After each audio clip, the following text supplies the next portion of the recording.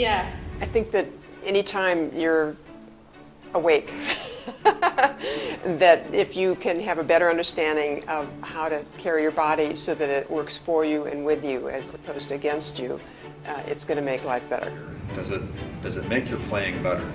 I'm glad you feel nice, but does this help you play?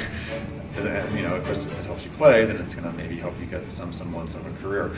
So, and noticing a marked improvement. I'm thinking sort of continuously looping the instruction, free the neck, free the neck. It's like the right path, and it feels more natural, getting out of the way of the sound. It's a completely different sound that's better, it's more consistent, there's not as much strain in it. It's interesting to me how fixing something sort of fundamental, so something that's holding you upright, Yep. gives you that awareness of the smaller things, like the little details that make a big difference. So everything's connected. Yeah. Well, I was a trumpet player by training. I went to the undergraduate school at Northwestern University School of Music, and I have a graduate degree from Manhattan School, and I did play professionally. So what happens here, for example, at Juilliard or out in Aspen where I work, and with professionals, is I've lived that life. I went to conservatory, I understand the pressures, I understand the kinds of things involved in being a musician.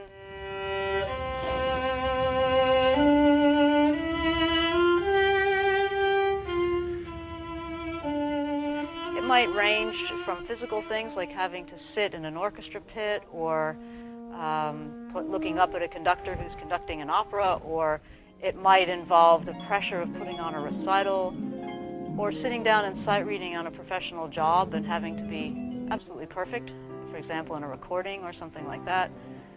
So I understand the nature of what they live through, and it makes it much easier to communicate and to apply the principles of the Alexander work to what they do.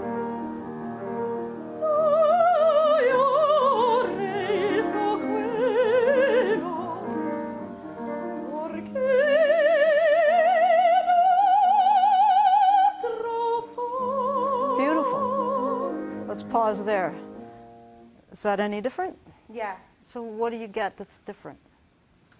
I'm going to keep coming right up. It all feels much more. It feels much more the same. As in the whole phrase, I felt less like I was doing things and more that it was just one breath and there you go. Okay. Yeah. I was kind of surprised that as I was going higher and higher, I didn't have to do as much as I thought I was going to. Good. It's always good to do less. It's a kind of a work where people get self-conscious in a very good way. So conscious of themselves so that they can be in charge of how they behave physically and mentally throughout any activity. Okay, I can play this chord, and it doesn't require my back tightening to make that sound.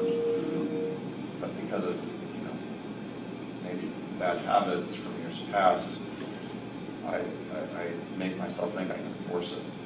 So it's a bit of a mind game. I was interested in Alexander technique because when I came to Juilliard, I actually had a recurrent injury that had been in my arms, tendinitis, for about 3 years. I had tried massage therapy, even a chiropractor, saw a neurologist. I tried a number of different things.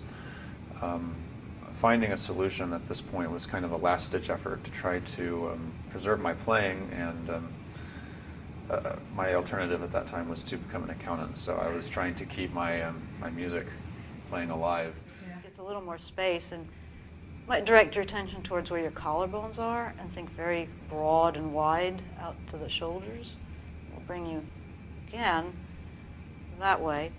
I'll stay here as you put your hands... It started giving me more of a framework to apply what the massage therapist, what my piano teachers were teaching me. I think what they all had to say was valid, but as long as I was pushing my shoulders together, as long as I was pushing my spine down, I was working against myself. It's not a series of exercises. It's not someone saying, if you do 10 of these and 10 of those, you'll be stronger and better. Because if you do 10 of these and 10 of those in a manner that's wrong, you won't be stronger and better anyway. Think about lengthening in your spine. It's very much about connecting mind and body reactions. So we learn to recognize if you're maybe tensing unnecessarily. You learn to mentally direct your body so that you can prevent and or release tensions and go on and function with quite a lot of energy. Realized I needed help, and I needed to find different sort of help than I'd ever received before. And Alexander work was fascinating to me, so I checked it out. Breath work was needed. Locked up ribs after so many years of hard work in the opera. My tendency is when I get into a high pressure situation, and probably wind and brass players in general, we tighten up. And when you're nervous and you get tight, it's going to choke off your sound. And the Alexander technique gives us skills with which to combat that tendency to tighten up.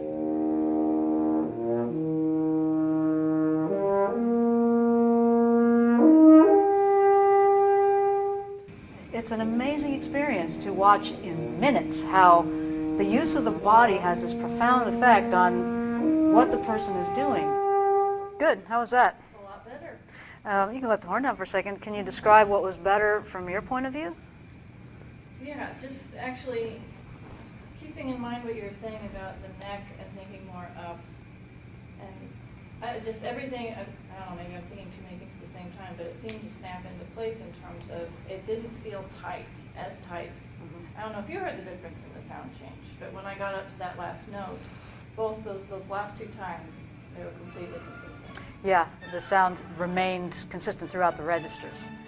Well, I had the guitar department at both Juilliard and the Aspen Music Festival, so I'm interacting with students all the time, and I inevitably will suggest that they take Alexander technique because it really gives them a better understanding of their body, how it interacts with the instrument, and the optimal way of carriage. The better aligned my body is, the better aligned my students' bodies are, the more efficiently we can play. And if there's more efficiency in your production, there's a lot more fun to be had when playing music. What's happening to the ribs? Compressing. Thank you, compressing. And what would that do, singers, for your breathing? Press against the lungs. And what did you say? Inhibit. Absolutely, inhibits it. The Alexander technique is hugely popular here at Juilliard and at Aspen. In Aspen, they join a lottery to be able to get into the class. Here at Juilliard, we always have wait lists. The classes are very small so that we can give individual attention, and they seem to go very well. We often get students saying, "Is it okay if I fail this so I can take it again?" And of course, I think that's all right, but you can't fail in the Alexander technique. Well, Lori's a great person, and she's fun to be around, and as a teacher, she's very kind, she's very gentle, very thorough, and you really enjoy the session with her. You don't really want it to end. I have so much freedom in my body, and it's mostly due to the work that Lori and I did. It's easy to communicate with her about the type of sound that I'm looking for. She understands it, she gets it. As somebody who completely understands what we do and what it is that is going to help us be the best we can be. She's someone who is very easy to trust, and that's really the first step towards being able to actually do any of this kind of work. So many things could have been so much easier for so much longer if I had just done it sooner.